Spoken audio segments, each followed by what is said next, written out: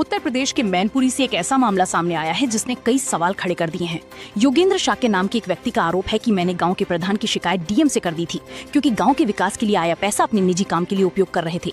गांव के प्रधान ब्राह्मण समाज से हैं। शिकायत के बाद उनको गाँव का विकास करवाना पड़ा, इसीलिए मुझे अपना खेत बेचकर 4,80,000 रुपए मुझे हर्जाना देना पड़ा और 1.5 दिन कमरे में बंद रखा और मारा पीटा, जान से मारने की धमकी दे रहे हैं।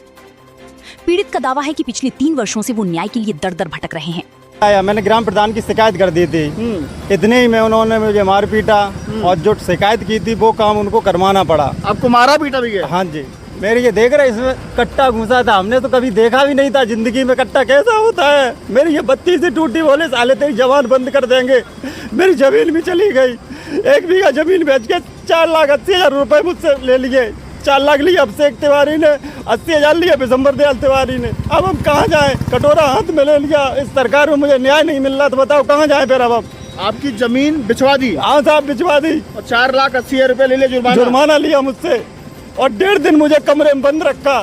वो हालत है, मैंने गाँव छोड़ दिया है। और आपके मुँह में कट्टा भी लगाया? कट्टा लगाया, खींचा है कट्टा डाल के। ये मेरी ताल बत्ती देख रहे कस रही है, जे तार कसे हुए हैं। मैं गाँव चुप के जाते हैं बच्चों से मिलने के लिए।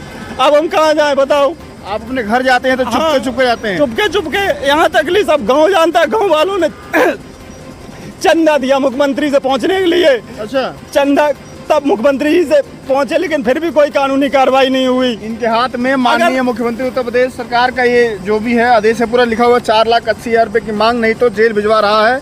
हमने जेल जाने के डर से अपनी जमीन बेचकर 4 लाख नगद, वो 4 लाख रुपए नगद और 80,000 के चाचा विशंबर, पूरा जो भी कहानी है उसमें लिखा हुआ है कि 4,80,000 रुपये इन्होंने दिया। उसने बोला कि नहीं दोगे जेल भिजवा दूंगा।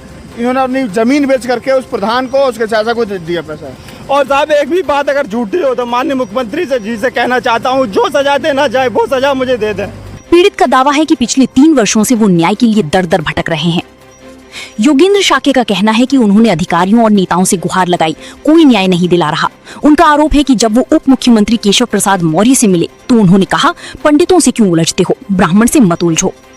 इसी मामले को लेकर महान दल के राष्ट्रीय अध्यक्ष केशव देव मौर्य ने भी सवाल उठाए हैं। उन्होंने कहा कि यदि समाज का एक व्यक्ति वर्षों से न्याय मांग रहा है तो उसकी सुनवाई क्यों नहीं हो रही। और उन्होंने आगे कहा, भाजपा नेता केशव प्रसाद मौर्य को तुर्रम खां समझकर शाक्य सैनी कुशवाहा मौर्य समाज ने वोट दे दिया था, लेकिन बेचारे केशव प्रसाद मौर्य को तो पता है कि भारतीय जनता पार्टी ठाकुर ब्राह्मण बनिया समाज की पार्टी है और केशव प्रसाद मौर्य भाजपा में गुलाम है। केशव प्रसाद मौर्य भाजपा की सेवा करके मुख्यमंत्री भी बन जाए तो भी भाजपा के 20 वोट ठाकुर ब्राह्मण बनिया समाज के खिलाफ बोलना तो छोड़ दो, सोच भी नहीं सकते हैं। केशव प्रसाद मौर्य को तुर्रम खां समझने वाले इस बेचारे योगेंद्र शाक्य को गांव के ब्राह्मण ने कूट दिया और जुर्माना रुपए भी ले लिए। 3 साल से घर नहीं जा पा रहा तो न्याय मांगने केशव प्रसाद मौर्य के पास गया। अब बेचारे गुलाम केशव प्रसाद मौर्य के पास ये कहने के अलावा कि ब्राह्मण समाज से मत उलझो, कोई दूसरा रास्ता भी तो नहीं है। केशव प्रसाद मौर्य के पास नहीं गए। केशव प्रसाद मौर्य शाक्य सैनी कुशवाहा समाज के बड़े नेता हैं, डिप्टी सीएम कहते हैं अपने आप को। उनसे तो गए थे, उन्होंने तो साहब ही कह दिया कि पंडितों से क्यों उलझते हो। तो बता, पंडितों केशव प्रसाद मौर्य के पास अगर गए आप न्याय मांगने शाक्य जी, हाँ जी, तो वो क्या बोले आप? उन्होंने साहब कह दिया कि पंडितों से क्यों उलझते हो। फिर बताओ कहाँ जाएं अब? उन्होंने कहा कि ब्राह्मणों से मत उलझो। तो आपने बताया कि मेरी गलती नहीं है, आपने बताया सब कुछ। उन्होंने साहब यही कह दिया कि पंडितों से मत उलझो। मैं चुपचाप लौट आए वहाँ से। ये हाल है। कहाँ जाएं बताओ? डिप्टी सीएम केशव प्रसाद मौर्य कह रहे हैं कि ब्राह्मणों से पंडितों से मत उलझो उत्तर प्रदेश की सरकार में। आप हाल देखिए, सरकारी पैसा जो है, जो प्रधान गबन कर रहा था, उसका इन्होंने खुलासा कर दिया। तो कीमत ये चुकानी पड़ रही है कि अपनी ज़मीन बेच करके प्रधान ने इनसे वो हर्जाना जो है, हर्जाना नहीं कहेंगे, उगाही कह सकते हैं, वसूल लिया उसने। और इनके पास पैसा नहीं था तो जेल जाने के डर से इन्होंने फर्जी, जो इनको फंसाने की बात कही गई थी, इन्होंने अपनी ज़मीन बेच दी और घर नहीं जा पाते हैं। चोरी रात में कभी मिलने जाते हैं, 3 साल से बाहर काम धाम करते हैं, घर नहीं जा पाते हैं। सोचिए, ये है उत्तर प्रदेश।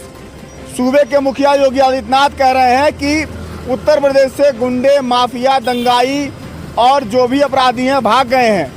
उनको उत्तर प्रदेश में डर लगता है।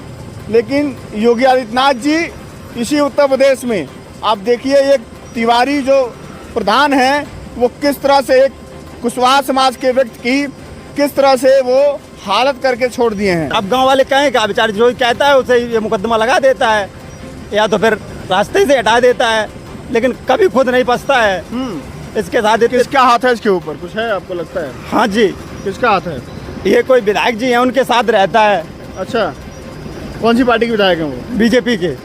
भाजपा के विधायक के साथ प्रधान रहता है? हाँ जी, हाँ जी। और कहता है मेरी सरकार है, मेरा कौन क्या करेगा, मैनपुरी जिला का मैं ही हूँ, जो कुछ हूँ मैं। ऐसे बोलता है? ऐसे बोलता है सर। अब बताओ 3 साल से गांव नहीं जा रहे हैं, भी बच्चे अपने छोड़े हुए हैं, बताओ तो कितनी कष्ट होगी मुँह पे। जमीन भी चली गई, अब क्या हम कर सकते हैं बताओ। न्याय ही मांग सकते हैं और क्या, आत्महत्या कर लें, भी बच्चे भी हमारे भटक जाएंगे।